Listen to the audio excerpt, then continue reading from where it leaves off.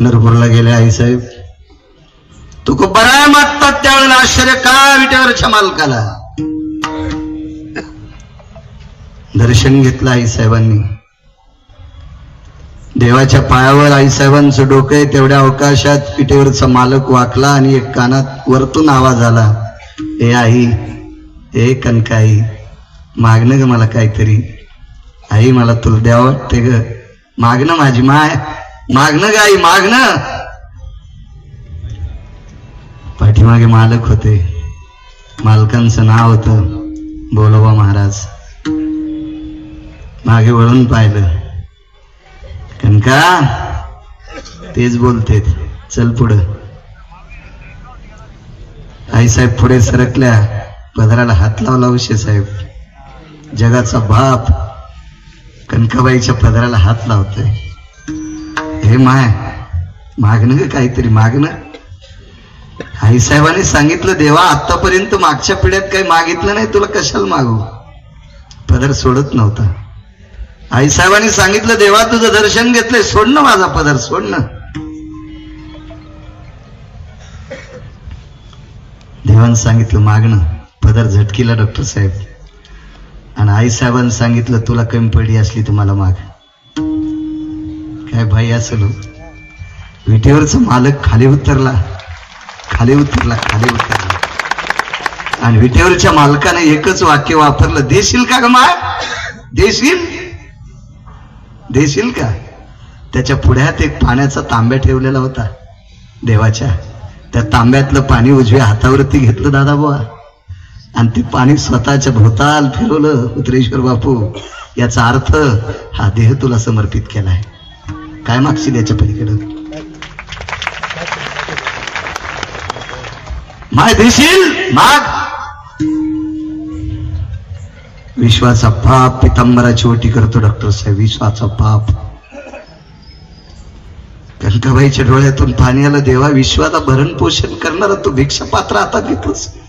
आई, आता संकोच बाळगू नकोस, शंका घेऊ नकोस. मी मागितलं ते दे. काय पाहिजे देवा तुला. मला एकच दे, 9 महिने तुझ्या पोटात जागा दे.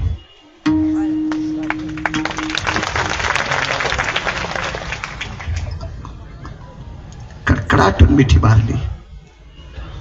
देवा, तू माझ्या पोटाला येणार. हो माय, असं तर काही मागत नाहीस, पण मला मागायला पात्र पाडलंस. मला तुझ्या पोटात जागा दे. म्हणून रामेश्वर शास्त्री एका ठिकाणी म्हणतात, मने रामेश्वर भट द्विजा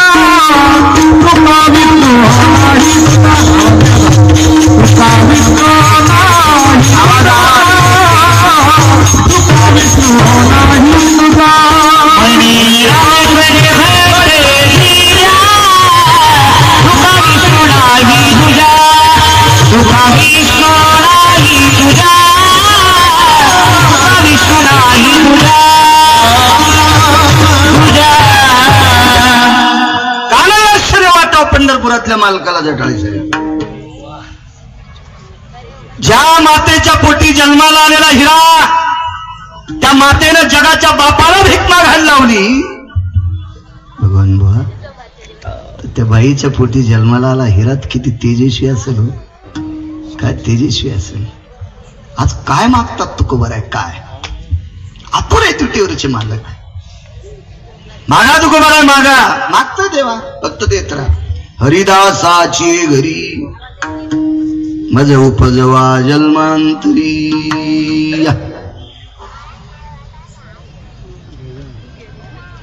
मला हरिभक्तांच्या घरी जन्म पाहिजे.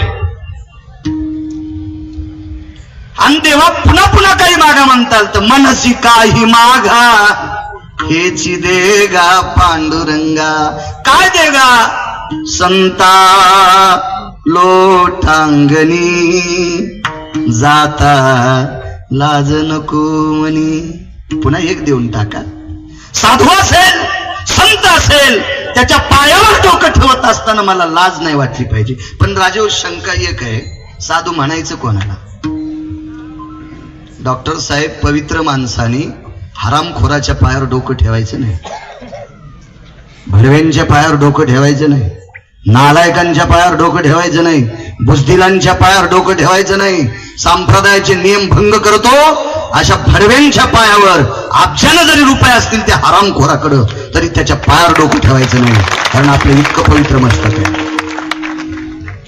हा संप्रदाय पैसा जास्त झाला म्हणून त्याला मानत असतो का? अद्याप नाही. या संप्रदायात मोठ्या गाडीत महाराज बसून आला म्हणून त्याला मानतेत का? नाही.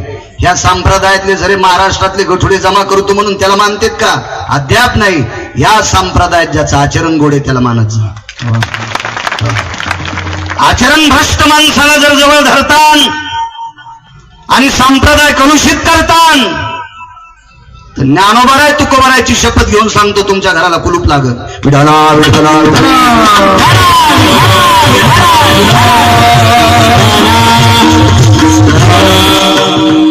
किती संप्रदाय सांभाळाय मोठ्या लोकांनी पुढे ऐकत. अशा पवित्र संतांच्या चरणावर डोकं ठेवत असताना मला लाज नकोय, देऊन टाकली. तुका म्हणे अंगी सलाईंची ताकद याच्याकरता मागितली साहेब तुमच्या. अहमद सर कीर्तनात नाचता याच्याकरता. तुका म्हणे अंगी शक्ती देई नाचे रंगी. तुकोबाराय म्हणले देवा तुझ्या कीर्तनाच नाचण्यासाठी मला शक्ती दे. कथेची सामुग्री देहावारी नको जाऊ देऊ भंगा. दासी माझी पांडुरंगा.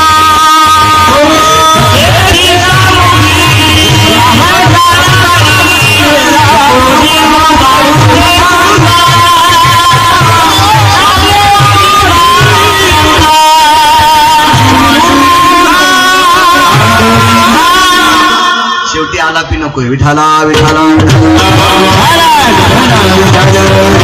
कथेची सामग्री देहावसानावरी. दादा व कीर्तन करायचं असेल तर ताकद लागेल. चिलेबाळ महाराज वारी करायची असेल तर ताकद लागत इमानदारीनं.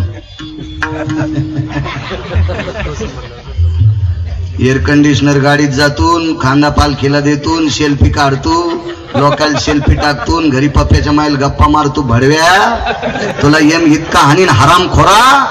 तू इंच भर जागा ठेवायचा नाही, लाल करायची नालाय का? माणसाला फसव भडव्या. ज्ञानोबाराय तुकोबाराय फसवतो का? खालून संसार पेटन. विठाला विठाला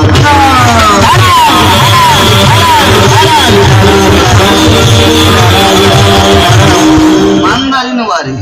शक्ती लागते शक्ती. गोळ्या घेतल्या तुमच्याकडून त्या दिवशी. नागरे सर म्हणले जाऊ नका, तब्येत खराब आहे.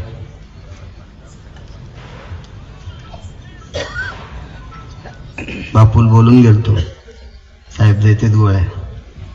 दादा पाटील गोळी घेतली. 42 किलोमीटर चलूस तर काही वाटलं नाही. म्हणून सोमनाथ राजे मागच्या वेळेस भागवत द्यायला रद्द केलं तुम्ही, कारण त्र्यंबकची वारी असते. खूप आग्रह केला सोमनाथ यांनी, वारी असते, वारी नाही सोडायची. त्या गोळीच्या रूपात पांडुरंग. तिथे शक्ती पाहिजे. तिथं पप्याच्या मायपीची गिरटे घालायला मोमुल्या कुठला. मागच्या जन्मात काय तमाशात कडी वाजवला होता का सुंबळ्या? विठाला विठाला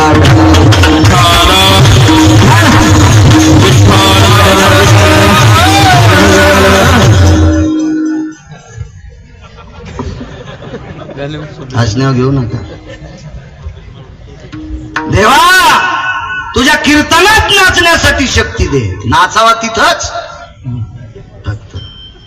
तरना भाग्यवंत नटे हरी कीर्तनात. नाचू कीर्तनाचे रंगी ज्ञानदीप लावू जगी, ज्ञानदीप लावू जगी, ज्ञानदीप लावू.